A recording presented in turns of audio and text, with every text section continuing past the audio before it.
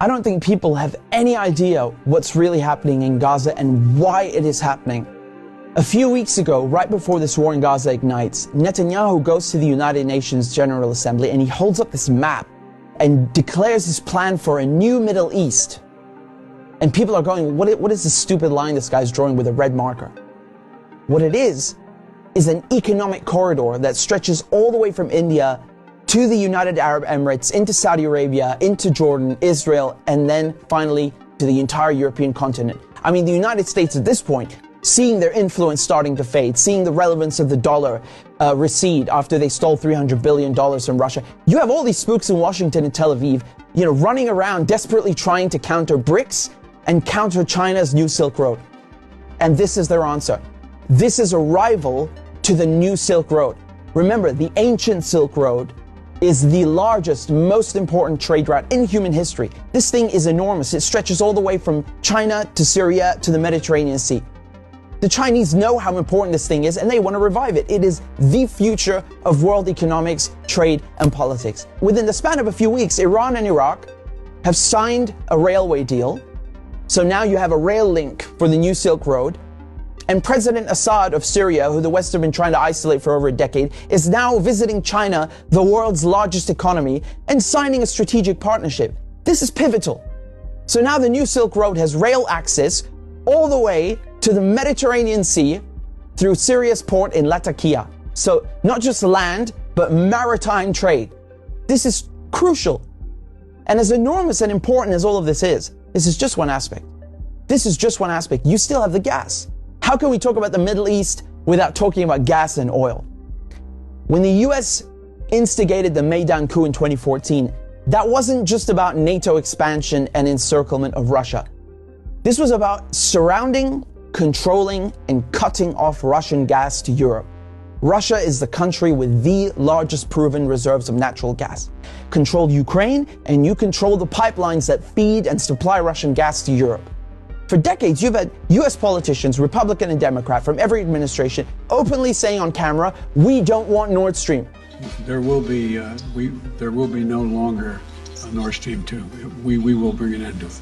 You want to have pipelines that don't go through Ukraine and Russia. For years, we've tried to get the Europeans to be interested in different pipeline routes. It's time to do that.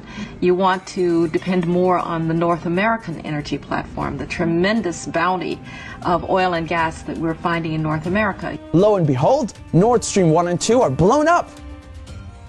I mean, this is without question the most egregious, the largest terrorist attack on European infrastructure in modern history. There are only 3 countries on this planet that can pull this off. They are Russia, Britain, and the United States. And let me tell you, it was not Russia. You combine that with the sanction packages from the European Union, banning Russian oil and gas. I mean, talk about shooting yourself in the foot.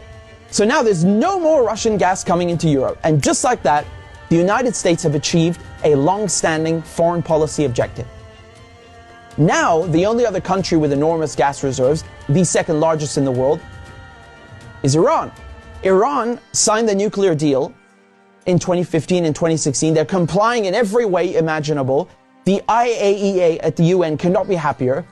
And then the United States, the guys who orchestrated the whole deal, go back on their word and they rip it up just like that and reimpose sanctions on Iran. So now Iran is barred from selling its oil and gas to Europe and others. So Russia and Iran, the 2 countries with the largest gas reserves, are out of the picture. Then Israel, all of a sudden, proposed themselves as a solution to the European Union's gas shortages. Take our trilateral energy, for example, that we closed in June with Egypt and Israel. It has played an important role in our strategy to get rid of the Russian fossil fuels. How convenient. How convenient. In 2010, they conduct a geological survey and find this monstrous giant gas field in the Middle East. It's called the Leviathan, and it's in the Mediterranean Sea on the Levantine Basin. That means it's right off the coast of Palestine, Lebanon, Syria. Syria initially declines offers over its gas reserves and simultaneously refuses to lay pipes for a Qatari gas project. What a coincidence! Barely a year later, war breaks out in Syria. And who's funding it?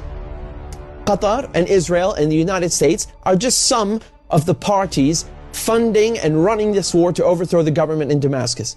Today, the United States control 1/3 of Syria.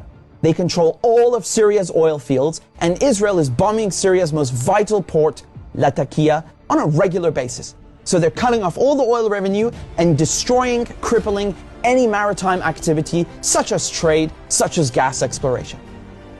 Another major port on the Levantine coast is in Beirut, which mysteriously explodes in 2020.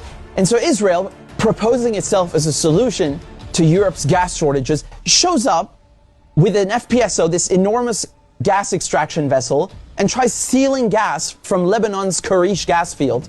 And, this reignites a huge maritime border dispute. And Israel has to go and beg the United States to solve this diplomatically, because Hezbollah said, if you steal 1 cubic inch of our gas, we will fire our missiles on your ship. Now we come to Gaza. Gaza also has its own unexplored gas fields. Gaza is also a concentration camp run by the Israelis, and it's been under siege by Egypt and Israel under naval blockade since 2007. I mean, you can't even fish properly, let alone extract gas. And so now, the Lebanese, the Syrian, the Palestinian ports, they're all out of action, and the only working port left in the coast is the Israeli port on Haifa. I mean, how convenient. This makes Israel the only one able to explore gas and implement an economic corridor like the one that Netanyahu held up at the UN. So in other words, Israel and the United States together killed off all the competition, stole their goods, and cornered the market. But as winter is approaching, Israel desperately needs to get that gas for Europe. But there's no stability. There can never be stability in the region without solving the Palestinian question. And so when Netanyahu shows up at the UN with his brilliant plan, the Israelis thought, oh, it's a done deal. They'll just get Saudi Arabia to normalize ties and thereby extinguish the Palestinian issue once and for all. And that is precisely why they are in Gaza slaughtering Palestinians like crazy, like they're in berserker mode. Israel has bombed Gaza before, but this surpasses anything we've ever seen, which is truly saying something. I mean, this is unhinged, calling people human animals and massacring them. Israel is just hoping the Palestinians will run away in fear into the desert. They've literally said this. They want to put them in the desert. They want people in Gaza to go to the Sinai desert and push the people in the West Bank into Jordan. This is genocide and ethnic cleansing without question. But it also has economic and geopolitical implications. Hamas and the collective resistance, when they found out about Israel's plan and Saudi Arabia's wishes to normalize ties with Israel, which would destroy any hope of a Palestinian state, this forced their hand. It became clear they needed to act and respond immediately, lest Palestine be lost forever. For Palestinians, this is and always has been a matter of life and death, to be or not to be. Either the resistance axis and the global south expel the American and Israeli colonizers from the Middle East, or Israel and the United States will continue occupying the region, choking off the new Silk Road, plundering Syria's oil, and keeping Russian, Iranian, and Arab gas cut off from the world market. This is a decisive moment, and not just for Palestine, because the victors will end up drawing the new map of the world to come.